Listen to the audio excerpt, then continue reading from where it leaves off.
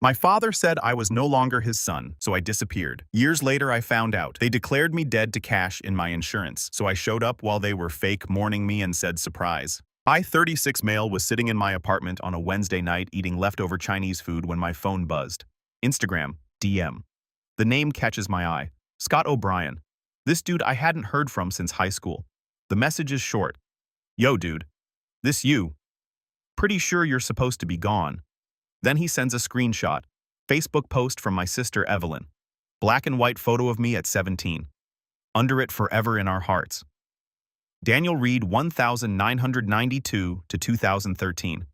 Gone too soon, but never forgotten. My chopsticks hit the floor. The comments made it worse. My aunt, he's in a better place now. And my mother had replied to 20 of them with, thank you for your prayers. It's what he would have wanted. I messaged Scott back. What the heck is this? Who told you I was dead? Scott sent another message. There's a video.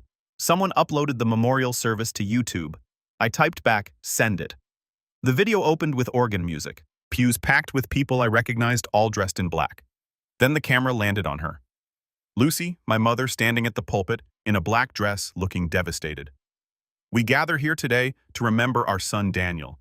He made choices that took him far from us, and ultimately those choices led to his untimely death. I couldn't breathe. My father sat in the front row, stiff, complicit. Evelyn looked bored. Then came the slideshow. Photos of me as a kid. The last photo was from senior year. After that, I ceased to exist. When it ended, I sat in silence. They'd stood up in front of God and everyone and lied. I spent the next hours going down the rabbit hole, found my obituary. Daniel Reed, 21, passed away unexpectedly while traveling abroad, found the memorial page with dozens of comments from people who thought I was dead. I clicked through to the church's website, found the memorial service bulletin. They'd posted full program opening hymn scripture reading, Eulogy by Lucy Reed, closing prayer collection taken for the Daniel Reed Memorial Fund. They had monetized my fake death at the actual funeral. I pulled up my credit report, checked everything. No unusual activity. They hadn't stolen my identity for credit cards or loans. Smart. That would have triggered alerts. This was cleaner. Just erase me legally and take what was already mine. I searched for the death certificate filing found. The county records database entered my name. There it was. Certificate 2013-04782, filed March 18, 2013. Cause of death, motor vehicle accident in Kansas City, Missouri. Informant Lucy Reed. Some funeral home in Kansas City I'd never heard of. Attending physician Dr. Robert, medical examiner. I'd never been to Kansas City in my life. Never heard of Dr. Robert. And I sure as heck wasn't dead. That's when it hit me. Death certificates don't just appear. There's a whole paper trail, medical examiner reports, funeral home records, and if those were all fake, that was serious crime. Federal if they'd touched Social Security, state for forging the death certificate, tax fraud for the charity scam. This wasn't just lying. This was felony-level fraud. I grabbed my laptop and started building a timeline. Then I realized something didn't make sense. I reread the certificate filed March 2013, but they kicked me out in August 2013. I pulled up the Facebook post again. The memorial service photos were dated June 2013, 3 months after the certificate was filed. 2 months before they kicked me out. My mother had filed my death certificate while I was still living in their house, while I was eating at their table, while I was working at my dad's firm, while I was very much alive and breathing. She'd planned this, the whole thing. File the paperwork early through some scam funeral home or corrupt funeral director willing to look the other way for cash, wait a few months for the certificate to process through the system. Then manufacture a reason to kick me out. Make it look like I left angry and cut contact. Then hold the funeral, collect the sympathy, and eventually collect the money. That cold, calculated, psychotic witch. Now I know you're barely understanding a thing, so let me take you back to that day. It was August 2013. I'd just turned 21 working at my dad's commercial real estate firm. He'd been grooming me to take over since I was 12. Raymond Reed and Son Future Dynasty, all that nonsense. But I didn't want it. I wanted to write, maybe teach anything but seek schmoozing with developers. One night in late August, I came home around midnight. The whole family was waiting. Intervention style. Mom, Dad, Evelyn, and Tom, my dad's business partner. My mother spoke first. We need to talk about your choices about Brooke. Brooke, my girlfriend, the reason for this ambush. Brooke wasn't in their plan. Her dad was a mechanic. Her mom worked at the grocery store. She was nobody to them. I know you think you love her, my mother continued. But she's not right for this family. She's holding you back. From what? From becoming another jerk like Dad. My father's face went red. Watch your mouth or what? You'll disown me. I laughed. Oh, wait. Tom spoke up. Your father is planning to retire in 5 years. He can't do that if you're distracted by some girl who doesn't understand this world. Some girl, her name's Brooke, and she understands the world better than any of you. She worked her way through college, didn't have Daddy's money to coast on. Evelyn chimed in. She's a gold digger. Danny, wake up. Gold digger. She doesn't even know how much money we have. I've never told her because, unlike you, sister, I don't define myself by Dad's bank account. That's enough. My dad's voice boomed. You have a choice. The business, your family, your future, or her. I looked at all of them. My mother with her fake concern. My father with his ultimatum. Tom looking uncomfortable but staying silent. Evelyn smirked. I choose Brooke. Silence. My father's jaw clenched. Then pack your things and get out. You're serious. Completely. You want to throw away everything we've built? Fine, do it without our name, without our money. See how far you get. Evelyn hopped up from her chair. I'll get him a bag. Evelyn handed me a trash bag literally. Some of my clothes thrown inside. She smiled. Good luck being poor Danny. I took the bag and left. Brooke picked me up that night. We made it a year before my bitterness destroyed us. After that, I moved around Seattle, Sacramento, Portland, worked rough jobs, built a life from nothing, never contacted them, never looked back except they'd been busy erasing me and cashing in. The next morning, I called in sick. I needed answers. Proof. I started digging. My mother's Facebook was locked, but Evelyn's wasn't. She loved attention. I scrolled back and found a whole memorial album from 2013. Photos of the service flowers, condolence cards. One photo made my blood boil. Evelyn and my mother in black dresses. Caption celebrating Daniel's life today. Gone but never forgotten. I found the obituary. Daniel Reed, 21, died while traveling abroad. Vague enough that nobody would ask questions. If they declared me legally dead, there'd be documents, death certificates, medical examiner reports, probate filings, and if those were fraudulent, that was a serious crime. I needed help. I called Chris Lopez, my old roommate from Seattle. He'd become a lawyer in Portland criminal defense, but he knew people in the prosecutor's office. We met for lunch. I showed him everything. He let out a low whistle. Daniel, this is fraud. Serious fraud. Multiple felonies. How do I prove it? We get every document. 3. Death certificate. You already have that. Probate records if there was an estate. Financial records to show money changing hands.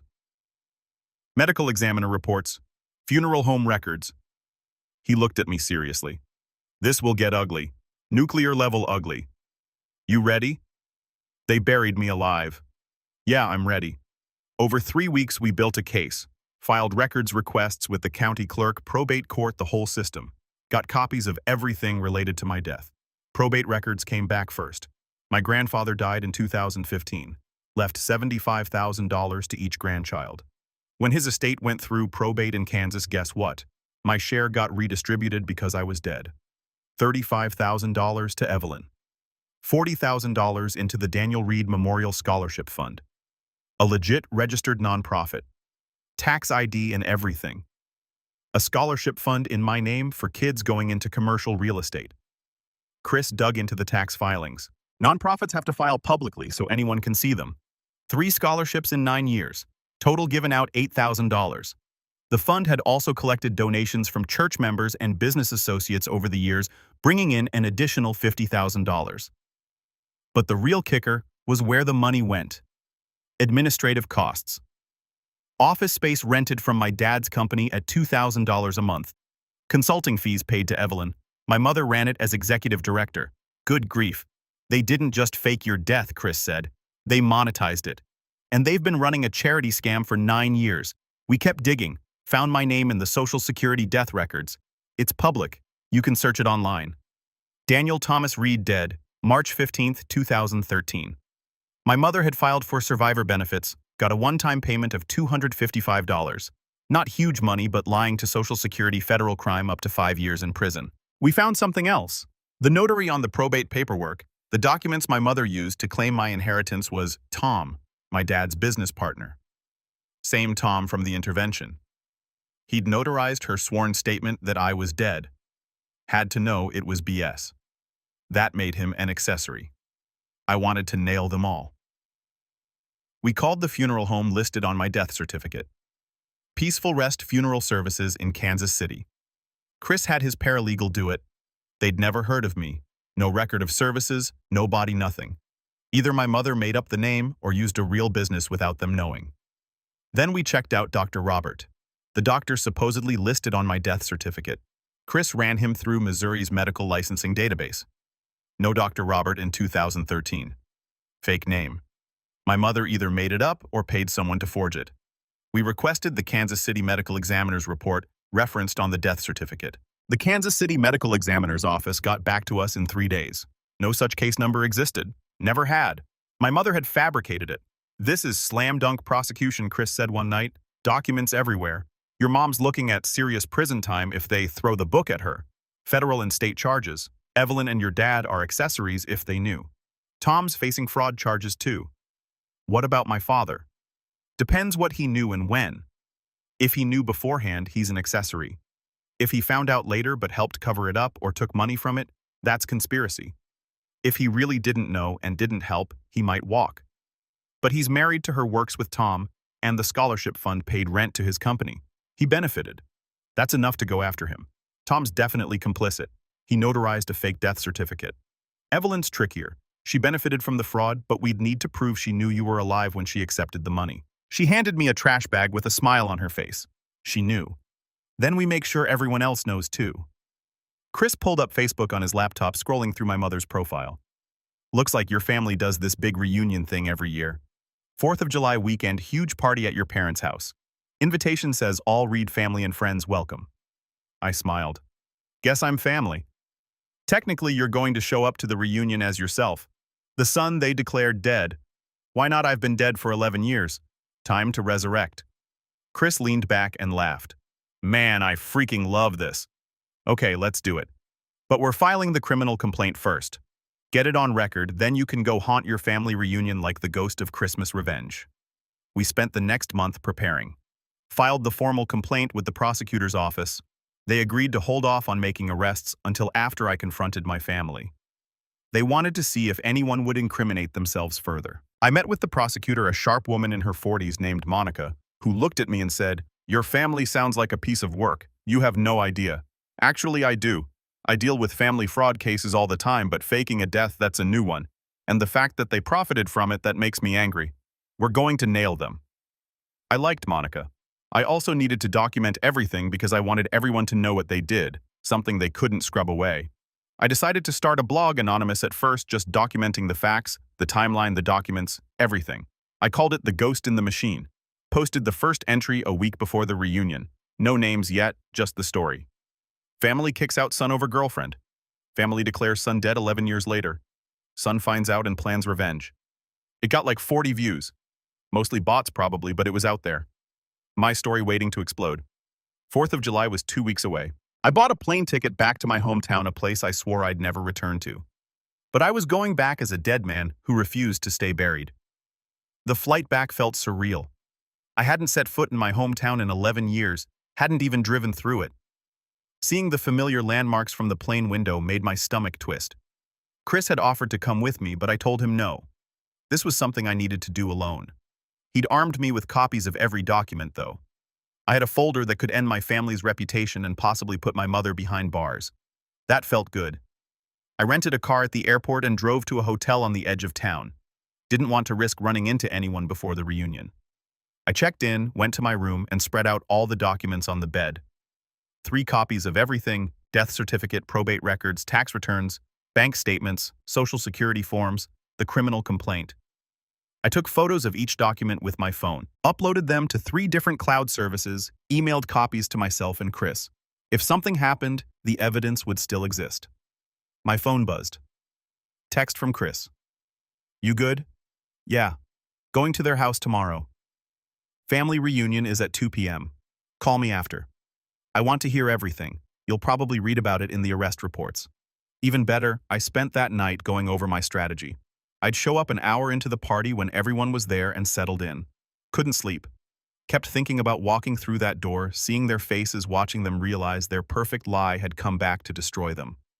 The morning of the 4th, I woke up with this weird calm, like all the anger and hurt from the past 11 years had crystallized into something cold and sharp. I was ready. I got dressed, jeans button-up shirt, grabbed the folder of documents, took one last look in the mirror. "Let's go haunt some people," I said. The drive to my parents' house took 15 minutes. I knew the route by heart even after all these years. Past the high school, past the park where I used to skateboard, past Brooke's old street. I wondered if she still lived there. Probably not. She was probably long gone, living a good life somewhere. I hope so. My parents' house looked exactly the same. Big colonial, perfectly manicured lawn, American flag out front for the holiday. Cars lined the street. I could hear music and laughter from the backyard. The party was in full swing. I parked a block away and sat there for a moment. This was it. Once I walked through that door, everything would change for me, for them, for everyone at that party. Good. I got out of the car, grabbed my folder, and walked up the driveway. The front door was unlocked. I opened it and stepped inside. The house smelled the same. That specific combination of my mother's candles and wood polish. It hit me like a punch to the chest. Memories flooding back. Birthdays, holidays, the night they kicked me out. I walked through the foyer toward the back of the house where I could hear voices. The living room was empty. Everyone was outside. I stopped at the sliding glass door and looked out at the party. 50, maybe 60 people, family, friends, business associates, all mingling on the deck and lawn. There was my dad holding court with some of his real estate buddies. My mother moving through the crowd like a social butterfly, and Evelyn standing with who I assumed was her husband, looking expensive and bored. I slid open the door and stepped out onto the deck. For a few seconds, nobody noticed. Then someone did. A cousin I barely remembered. She looked at me, looked away, then did a double take. Her mouth fell open. The conversation around her stopped. People started turning, staring. The silence spread like a wave through the party until everyone was looking at me. My mother saw me. The glass in her hand slipped, shattering on the deck. "Hey, Mom," I said loud enough for everyone to hear. "Miss me." Nobody moved. Nobody spoke. My father was the first to find his voice. "Daniel in the flesh." I walked down the deck steps. People scrambled out of my way. Funny thing, I was scrolling Instagram last week and found out I died 11 years ago.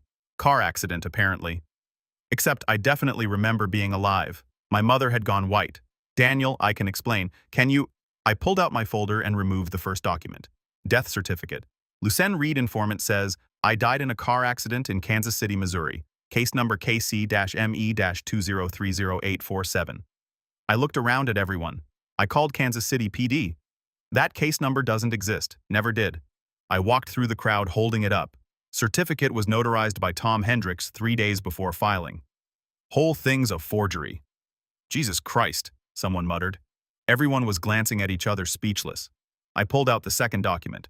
Probate court filing. Grandpa Walter died in 2015. Left $75,000 to each grandchild. Except I'm listed as dead, so my share got split up. $35,000 to Evelyn, $40,000 to the Daniel Reed Memorial Scholarship Fund, a nonprofit Mom set up in my name. Evelyn's face had gone red. "Daniel, you need to leave." "Not done." I held up the third document. Charity tax returns. 9 years of this fund. 3 scholarships given out. $8,000 total. But the fund claimed over $85,000 in expenses across all the donations they collected, paid to cross-filing. That's Mom's company. You skimmed over 90% of a charity you made in my name. I pulled out one final page. Criminal complaint filed last week. Fraud charges, theft, falsifying documents. Prosecutors already moving forward. The crowd erupted.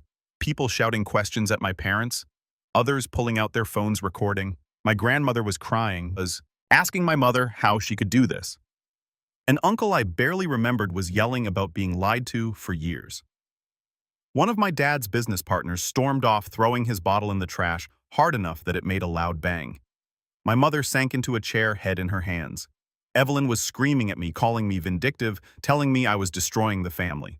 My father just stood there, frozen, watching his perfect life collapse in real time. I walked up to him. "You told me to get out 11 years ago. Well, I made it without you, without your money." I stepped back. Now you get to see what happens when everyone knows the truth. Someone in the crowd yelled, "You faked your own son's death for money." Another voice, "Lucy, how could you?" My mother looked up, mascara running. "You don't understand. We understand perfectly." My grandmother said, her voice shaking, "You're a liar and a thief." I turned and walked toward the house. My mother's voice cut through the noise. "Daniel, please." I stopped, looked back. "You declared me dead, you cashed in. I'm just making sure everyone knows who you really are." I walked through the house and out the front door, got in my rental car and left. Behind me, I could still hear the chaos. People yelling, accusations flying, the perfect 4th of July party imploding. I called Chris. "It's done. How'd it go? Like a nuclear bomb." "Perfect." The aftermath was faster and more brutal than I expected. I stayed at the hotel that night, and by morning my phone was exploding. Texts from distant relatives, Facebook messages from old acquaintances. Everyone wanted the story, the gossip, their piece of the drama. I ignored most of it, spent the morning updating my blog. Posted the full story with one caveat. No names yet. Called them mother, father, sister. The people who knew would know. But I also updated my social media. Changed my Facebook to public. Added a profile picture of me very much alive with the caption, "Reports of my death have been greatly exaggerated." The blog post went semi-viral. Thousands of views, people were sharing it. Chris called around noon. "Dude, prosecutor's office is moving forward. Your mom's arraignment is next week, and Evelyn's husband is filing for divorce. Didn't know about the fraud? Feels betrayed." I laughed. "Good. There's more. Your dad's business partners are bailing, putting out statements. Your mom got removed from the church board. Someone leaked it to local news. It's airing tonight." That evening, I watched from my hotel. Lead story. Local woman accused of faking son's death for financial gain. The prosecutor, Monica, was interviewed. Professional, but determined. "This is one of the most egregious fraud cases I've seen. Mrs. Reed not only falsified government documents, she profited from it. We're pursuing maximum penalties." My mother was shown leaving her house surrounded by reporters looking destroyed. She said nothing, just got in her car and left. I felt nothing. The story spread. Podcast hosts wanted interviews. I ignored most of it. 1 week later, Brooke messaged me. My ex, the reason they'd kicked me out. "Hey, saw the news. Holy heck, are you okay?" We messaged for an hour, caught up. Normal conversation. A reminder that not everything from my past was toxic. Before signing off, she wrote, "I'm proud of you for surviving, for fighting back, for not letting them win." That hit different. Made my throat tight because I'd spent years thinking I was the problem, but I wasn't. They were. The legal case moved forward. My mother tried to negotiate a plea deal, but the prosecutor wasn't having it. They wanted this to go to trial to be a warning to anyone else who thought they could commit fraud and get away with it. But the real punishment wasn't going to be legal. It was social. My mother couldn't show her face in town without people whispering. My father lost 3 major business deals because his partners didn't want to be associated with the scandal. Tom Hendris got hit with his own charges. Accessory to fraud. State Bar opened an investigation. He'd lose his notary license at minimum, maybe face charges. His wife filed for separation 3 days later. The church my parents had attended for 30 years asked them not to return. My mother's book club disbanded. My father's golf buddies stopped calling. The family was shattered. About 2 months after the confrontation, I got a text from an unknown number. "Daniel, it's your father. We need to talk." I stared at it. Part of me wanted to delete and block, move on. But another part, the part that had wondered for 11 years if they'd ever acknowledged what they'd done, wanted to hear it. I texted back about what? Everything. "Please, just us. I owe you that." I thought about it. Talked to Chris, who said, "Bad idea."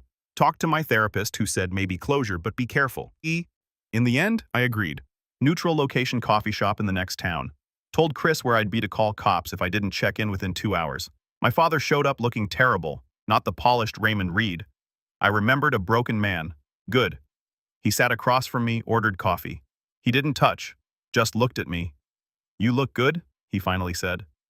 "Yeah, well, being alive will do that," he winced.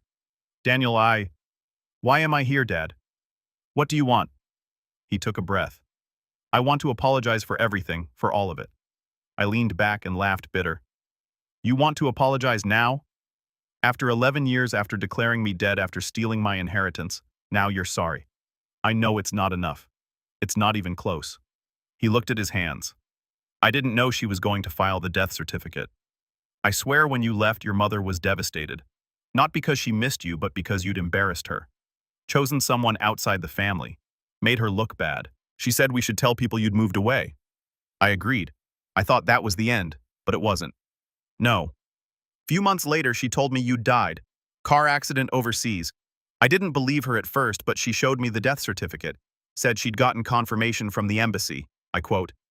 He trailed off. I wanted to believe it was real because it was easier than admitting we'd lost you. Well, so you went along with it. The funeral, the scholarship fund, everything. I thought you were really dead, Daniel. I mourned you.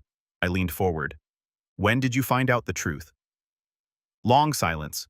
Then last year saw a charge on our credit card, payment to a PI firm in Seattle. When I asked her, she broke down. Said she'd been tracking you since 2014. Where you lived, where you worked, had photos. She knew you were alive and kept the lie going for the money. Why didn't you tell anyone? My voice shook. Why didn't you report her? Because I'm a coward, he said simply. Coming clean meant losing everything.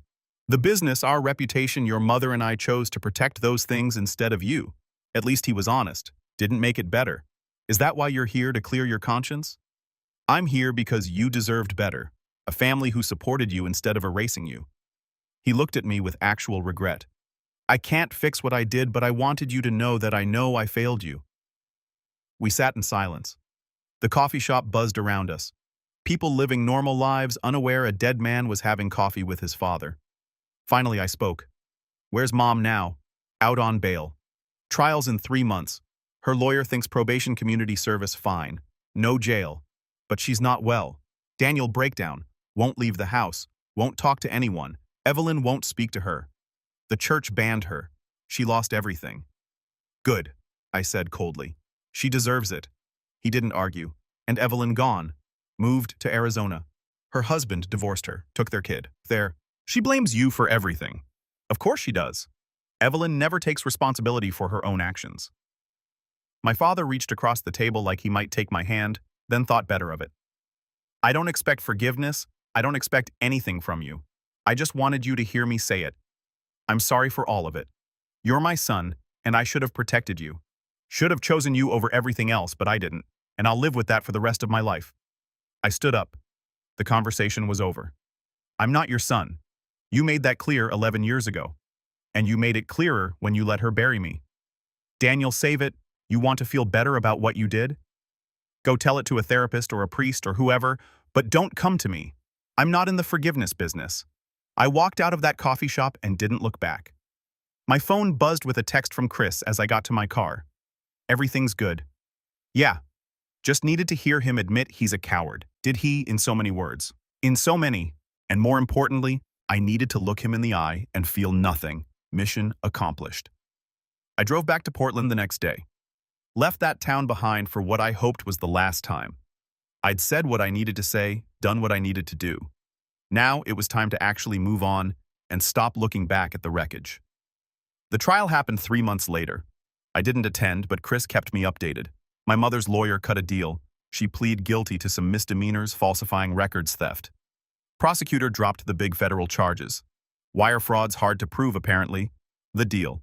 18 months probation, 400 hours community service, $75,000, back to me, 12 grand in fines, no jail time, first offense, white-collar crime. Oregon's soft on this stuff. The real punishment was everyone knowing what she did. The scholarship fund was dissolved. The money was redistributed to actual scholarship programs. My name was removed from everything. Good. I didn't want to be associated with them anyway. Evelyn never reached out. Neither did my mother.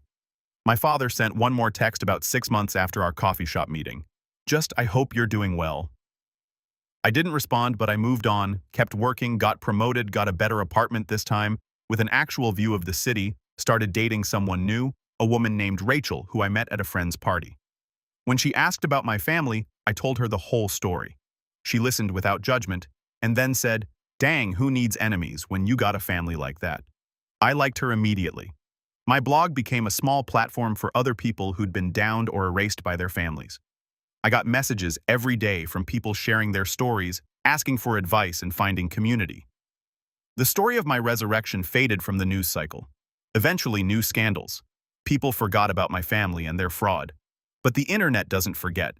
My blog posts were still out there, a permanent record of what they did. About a year after the trial, I ran into Scott at a coffee shop. The same guy who'd sent me that first Instagram message, the one that started this whole thing. We caught up, talked about life, laughed about how insane everything had been. "Man," he said halfway through his second coffee, "I'm glad you're not dead." "Yeah, me too. You ever think about forgiving them?" "Your family." "No. What they did was unforgivable. They erased me, profited from erasing me, and they didn't feel bad about it until they got caught." He nodded. "Fair enough." Then one evening, I got a message from an anonymous email address. No name, but I knew who it was. "Daniel, I know you don't believe me. I know I don't deserve forgiveness. But I need you to know that I think about you every day about what I destroyed. I don't expect you to respond. I just needed to say it. I'm sorry, Mother." I didn't respond. Didn't owe her anything. She'd made her choice 11 years ago, and I'd made mine. Life moved on. I didn't hear from any of them until 4 years later. My dad showed up again and dropped this bomb. The knock on the door came on a random Thursday evening. I was making dinner when the doorbell rang. Rachel was out with friends. I figured it was a delivery. I opened the door and found my father standing there. He looked way older, broken. "Son," he said quietly. I stood there, hand on the doorknob, debating whether to slam it in his face. "What brings you here? Just 5 minutes, please?" I stepped outside, closing the door behind me. Wasn't going to invite him into my home. "5 minutes," I said. He took a breath like he'd been practicing this. "Your mother died." I paused. Wasn't expecting that. "When?" 3 weeks ago. "Heart attack." "She'd been sick. Wouldn't see doctors." He paused. "I think she gave up after the trial. Daniel, she died grieving you. I don't know if that makes me an a-hole, but honestly, I did not care." "And you're telling me this because," I asked, "because you're her son." "I never was, and I don't care." He flinched but didn't argue. "The funeral is Friday. You don't have to come. I'm not asking you to. But I wanted to tell you in person. Is Evelyn coming?" "No. She didn't want anything to do with it." "With me? With any of this? She's still blaming us for ruining her life after the divorce." We stood in silence for a moment. I looked at this man who used to terrify me. Now he just looked sad and old and defeated. "Anything else?" I asked. "Yeah," he said calmly. Then he reached into his jacket and pulled out an envelope. Tried to hand it to me. "What is it, money?" "The $75,000 from your grandfather. I know the court ordered it paid back, but it went into the estate. This is yours. Your rightful inheritance. I should have given it to you years ago. I don't want it, Daniel. I don't want your money. I don't want anything from you. I built my life without it. I don't need it now. Then donate it. Give it to charity. Do whatever you want with it, but it's yours. I'm not keeping it." He set the envelope on the porch railing and stepped back. "I'm sorry, son," he said again. "I know I've said it before.